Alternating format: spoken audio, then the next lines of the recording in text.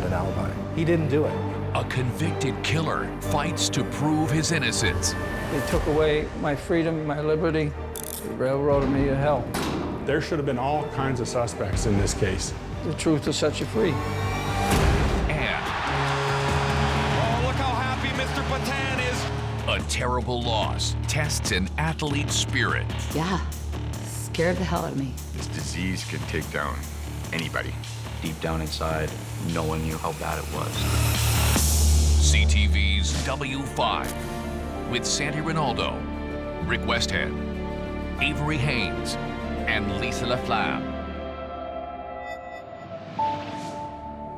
Here is Sandie Rinaldo. Welcome to W5.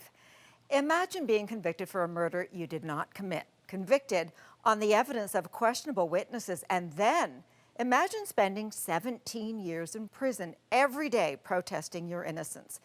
That is the story of Glen Assoun. But as W5's investigation reveals, his wrongful conviction was more than the product of shoddy police work, but also of willful blindness.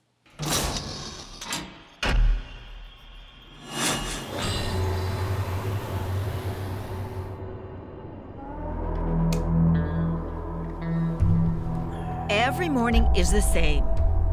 At 8 a.m., Glen Assoun springs awake and begins his daily routine, just as he has for the past 2 decades. I'm still living a prison life. I got a routine. You know, it's just the same thing every day. The only difference now is there are no bars on his windows. I still struggle every day, you know, with trying to reintegrate into society. I got some anxiety that I deal with on a daily basis. But being a free man, you can't put a price on freedom. Glen finally truly became a free man in March 2019. Walking out of the Halifax courthouse with no restrictions on his life for the first time since 1998. All right, Glen, can you tell us how you're feeling right now? I've always had hope that I would prove my innocence. Always. I've never given up hope. I knew that this day would come. I just didn't know when. Surrounded by his lawyers and his family, the only people who believed he was innocent all along.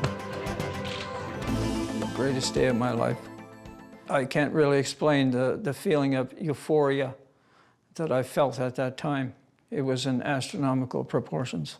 It made me very emotional because of all the things that I've been through, all the abuse that I've endured in prison. During nearly 17 years behind bars, Glen faced some of the harshest conditions imaginable. Then even more torment during another 5 years under strict bail conditions. Yet through it all, he never wavered in his claim that he was innocent. Glen Assoun's path to prison started on November 12, 1995. Police descended on this low-income apartment complex on Dartmouth, Nova Scotia's north side. The body of a well-known sex trade worker had been discovered. The murder of 28-year-old Brenda Way had been brutal and violent. By all accounts, Brenda's death echoed much of the life she lived, surrounded by violence, drug abuse, poverty. In the shadow of the Angus MacDonald Bridge, close to the harbor separating Dartmouth from its twin city Halifax, Brenda had spent most nights just a few blocks away on Albro Lake Road in what's known as a Dartmouth stroll. It's where she and many other prostitutes made their living. Nowadays, not much has changed. It's still a hive of illegal activity and violence. I seen this woman walking down the stairs in a long dress on, and she asked me for a cigarette, so I give her a cigarette. She just struck up a conversation with me, and I actually gave her my phone number, and then she called me one day, and that's how I met her.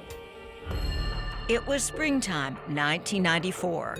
Glen was separated from his wife of 17 years and their 4 children. Eventually, he and Brenda became a couple and moved into this local motel. Oh, I can picture her face now. She was a beautiful woman. We had her ups and downs, you know, like I tried to help her get clean, and I did help her get clean. She was clean for probably about a year, I guess. You couldn't ask for a better person. She was a really good person. Very loving, very caring. Just a nice person all the way around. At the time of Brenda's murder, the two had separated. Their on-again, off-again relationship had hit another rough patch. It was devastating to me. I found out through her father. I was in shock from what I was just being told.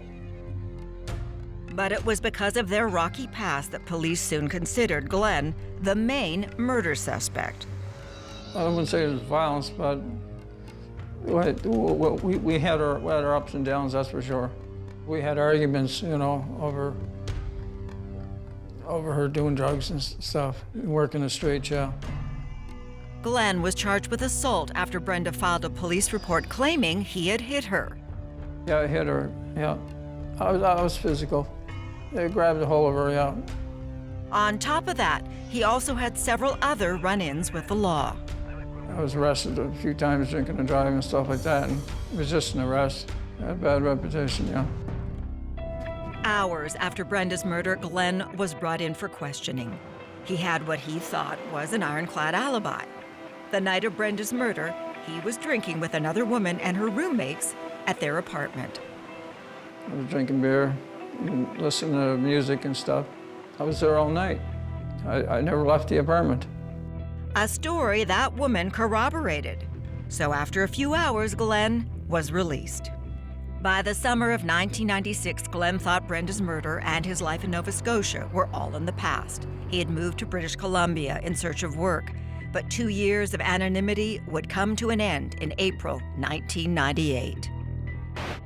Police are about to lay charges against this man, 42-year-old Glen Assoun. They will be taking Mr. Assoun before a justice of the peace to have the warrant executed in British Columbia, authorizing them to bring him back to Nova Scotia, facing the charges of first-degree murder. If Glen was the killer, Brenda's sisters and the rest of her family wanted him to pay. If he did it, I want justice to be served, and I'll be there for the whole thing, the whole court case. Glen turned himself into police in BC. I figured I'd have it straightened out in a couple of weeks' time because I knew I was innocent. So I had no worries. But I didn't know what was facing me when I got to Nova Scotia. I had no idea. He had an alibi. He didn't do it.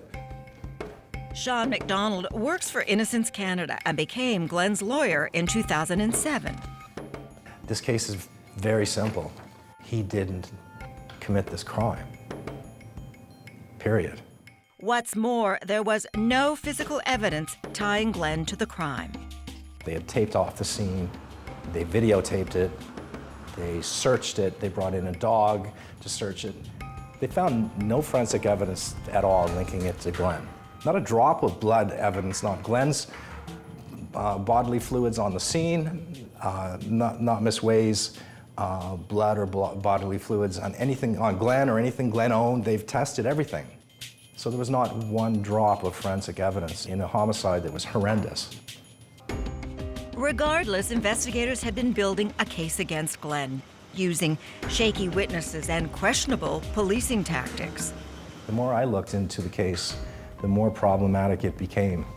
Suddenly pointing the finger at Glen were two jailhouse informants who, after cutting deals for shorter sentences, police put forward as witnesses. Another witness who didn't say anything for over 2.5 years and suddenly gets charged with fraud, is going to jail and says, hey, I know something about this case. Then you go to another witness who says, I'm looking at 8 to 10 years in the federal penitentiary for drug trafficking.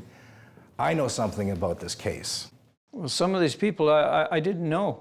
And these people who testified against me were all motivated to testify against me because of inducements that were offered to them.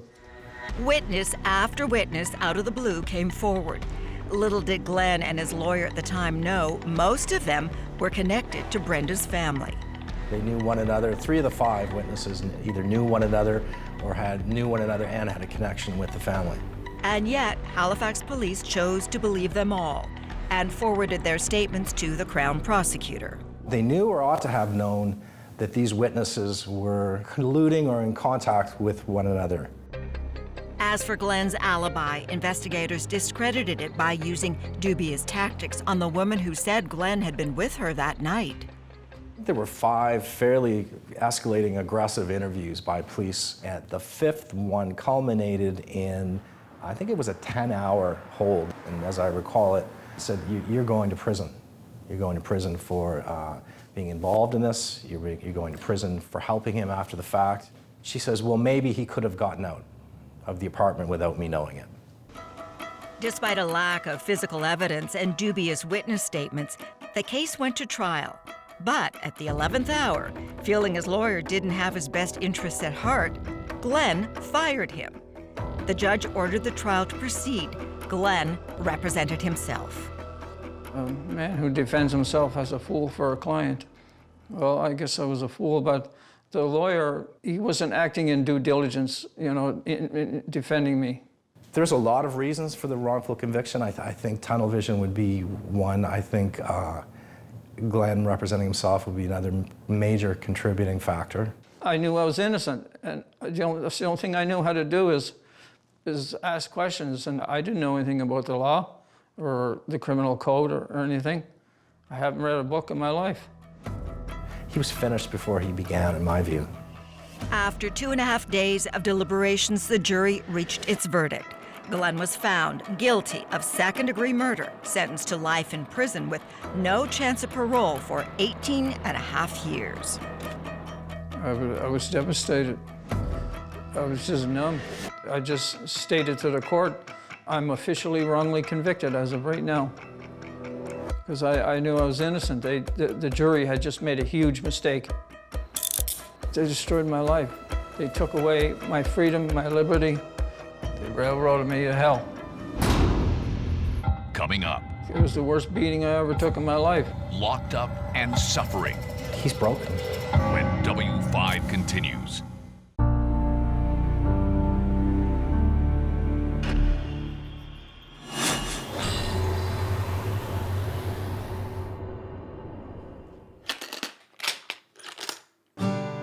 It's a working man I am, and I've been down underground, and I swear to God, if I ever see the sun. These aren't just song lyrics. For any length of time. They're words that sustained Glen Assoun during nearly 17 years in prison.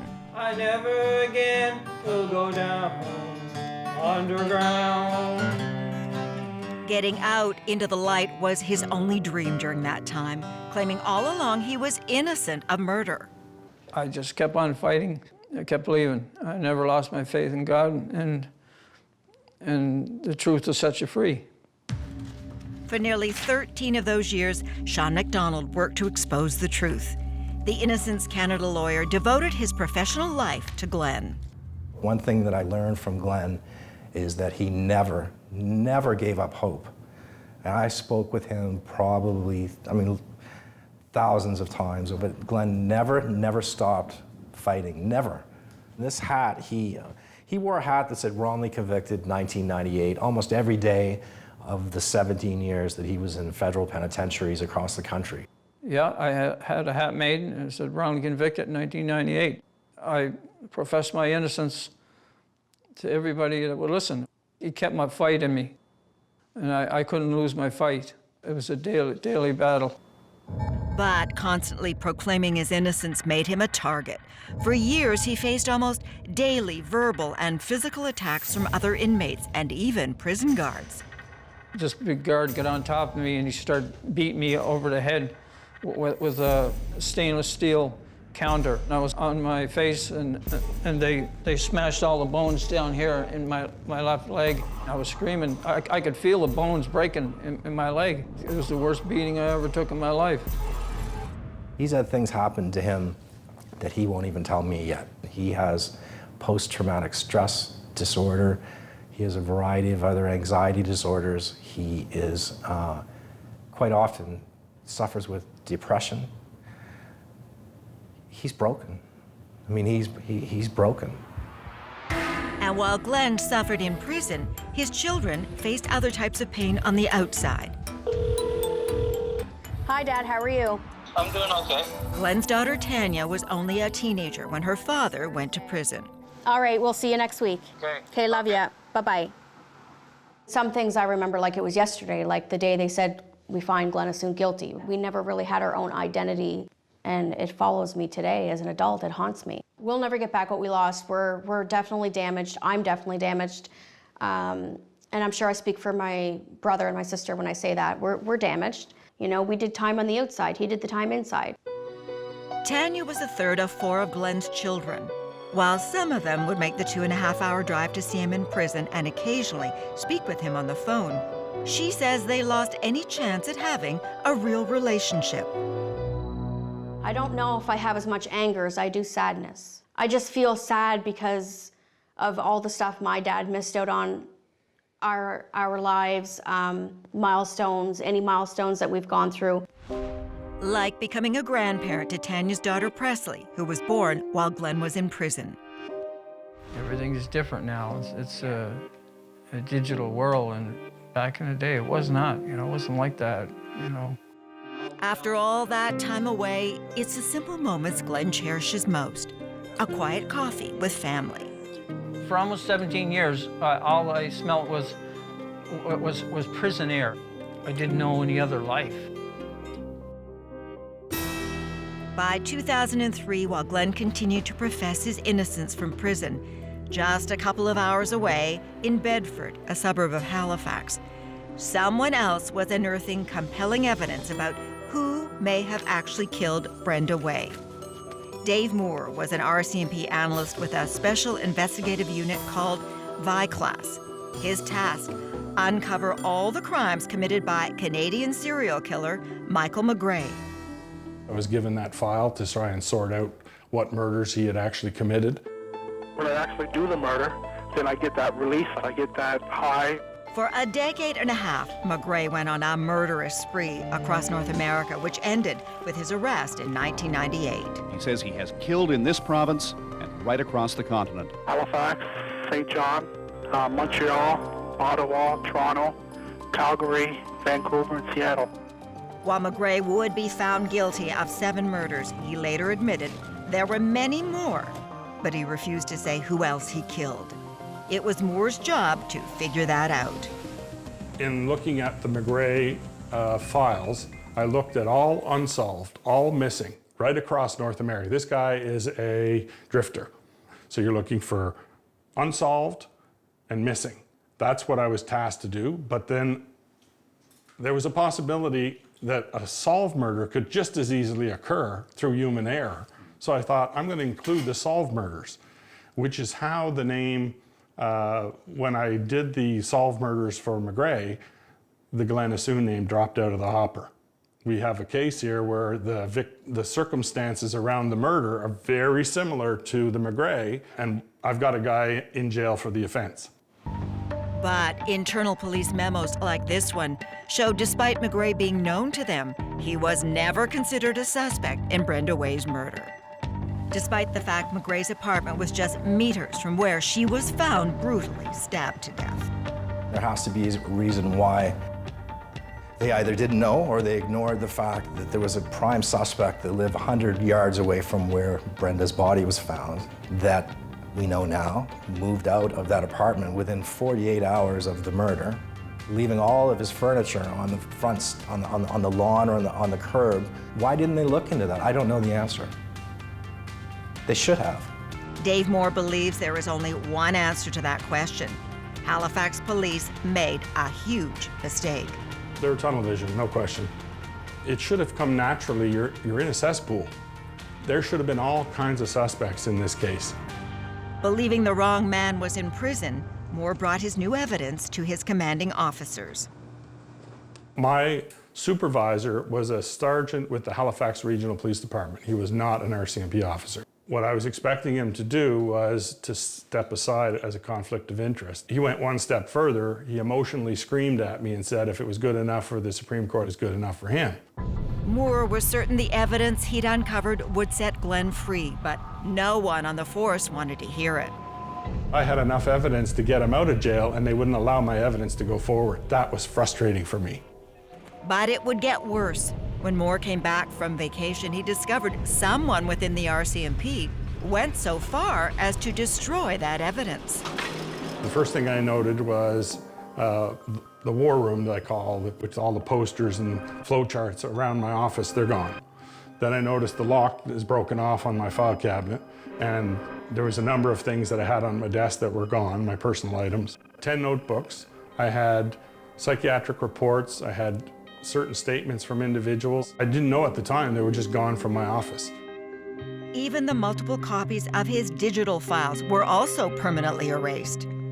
What I noted at the time was 156 files were deleted, but they left the direct connection file between Assoun and Brenda Way. I think it's outrageous. I think that they breached every ethical and moral and legal duty that they have. That's what I think.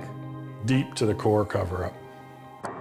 The timing for Glen couldn't have been worse. His case was up for appeal, and while his lawyers didn't know the extent of Dave Moore's new findings, they requested any information gathered by Viclass about serial killer Michael McGray.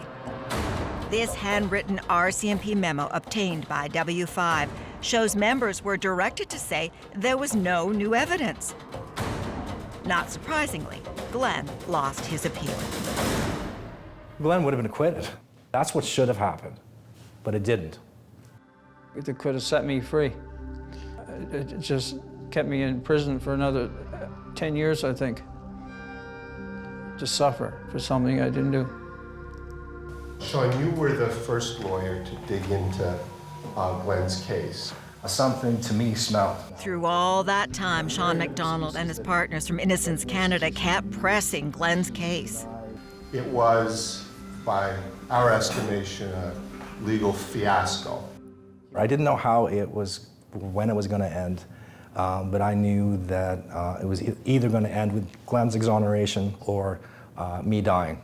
One of the two, because I was not going to give up. There's no way. Even without Dave Moore's damning evidence pointing to McGray, Glen's lawyers petitioned the Justice Department's Criminal Conviction Review Group, detailing new evidence and a litany of mistakes made by police, including over-relying on questionable witness statements and not sufficiently investigating other suspects. Finally, in 2014, that group admitted there had likely been a miscarriage of justice, a finding that eventually would lead to Glen's release from prison, though still with strict bail conditions. And that day that he walked out of the elevator, it was the most exciting feeling, like overwhelming, so overwhelming. We never gave up on his innocence because we know, without a doubt, that he's an innocent man. Free, but still not considered innocent, Glen's fight to clear his name was far from over. Coming up, somebody has to pay for that. Making the final case for innocence. You know, let's hope that it's good news. When W5 continues.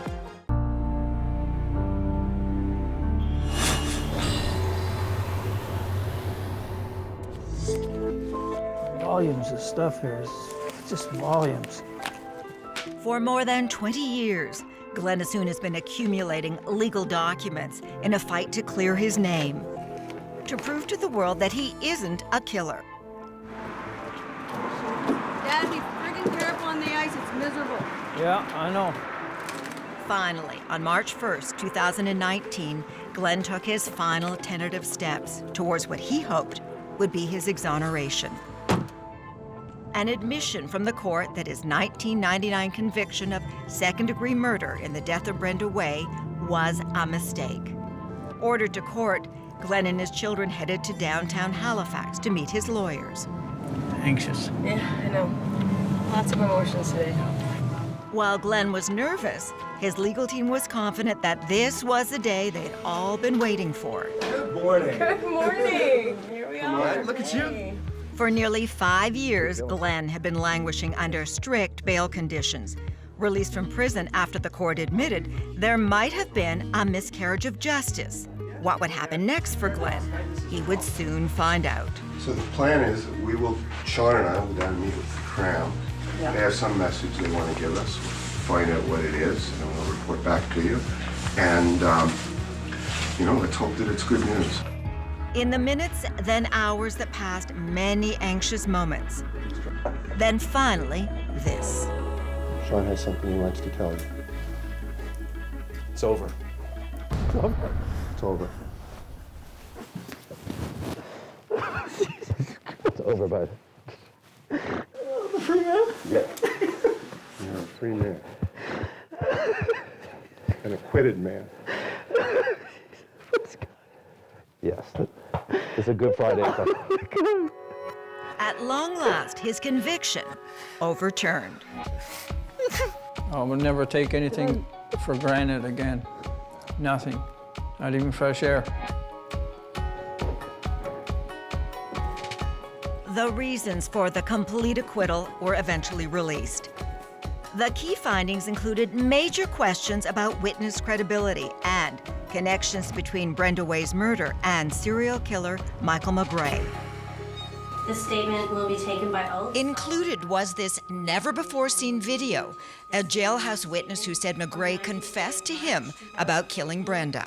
He said that he made reference to, say, he cut this girl's throat.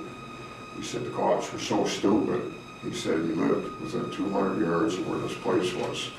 Exhibit number 6. And then there was the video of a woman who had originally identified Glenn as the man who had raped her and boasted about killing Brenda. Has any police officer ever shown you these pictures? They've never shown me these pictures. But until this moment, no one had ever shown her a picture of Michael McGray, who she suddenly realized was actually the man who raped her, not Glenn. This is the guy.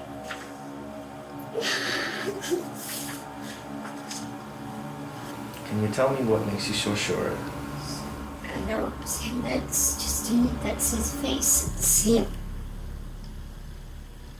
The most egregious violation, the burying and destruction of evidence by the RCMP that pointed directly to McGray as the man who likely killed Brenda and left Glenn languishing in prison. By going in and removing that information from the system and not making it available to the defense, that man spent years in prison. Somebody has to pay for that. But were the actions of police criminal? W5 asked former Crown Prosecutor Anthony Moustakoulis to review Glen Assoun's entire case. He believes police broke the law. There's a couple of ways of that could be charged criminally. One would be mischief to data. Similarly, if you attempt to interfere with the course of justice, for example, not following your legal obligations if you're a police officer, then that can be a charge of obstruct justice. I would think the public would be outraged by the destruction of relevant evidence that pointed to other suspects that would have led, and as it did in this case, to showing that the person that was charged was innocent. Eventually, the RCMP publicly admitted that some mistakes were made, but claimed they weren't trying to frame Glen Assoun. The deletions were contrary to policy and shouldn't have happened.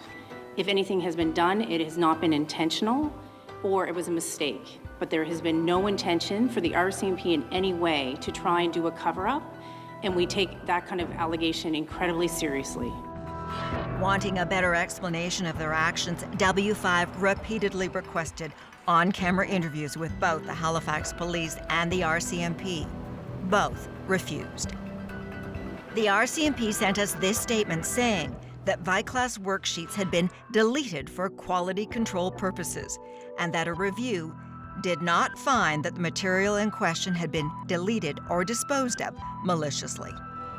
It was deliberate, which means it was willful. It had to have been supervised and directed, and several other officers objected to the destruction of that evidence. I want an apology to my father, a public apology, to not just my father, to the family as well, because we suffered from all of this. As for Glenn, he's after something more than just an apology. He's looking for answers. Why did you do this to me? Why did you put an innocent man in prison for something he didn't do? I'm exonerated, but the stain of injustice will always be on me. There'll always be someone pointing the finger. Besides asking for comment from the Halifax Police and the RCMP, W5 also reached out to convicted serial killer Michael McGray, who is serving multiple life sentences in prison in Quebec. McGray declined our request for an interview.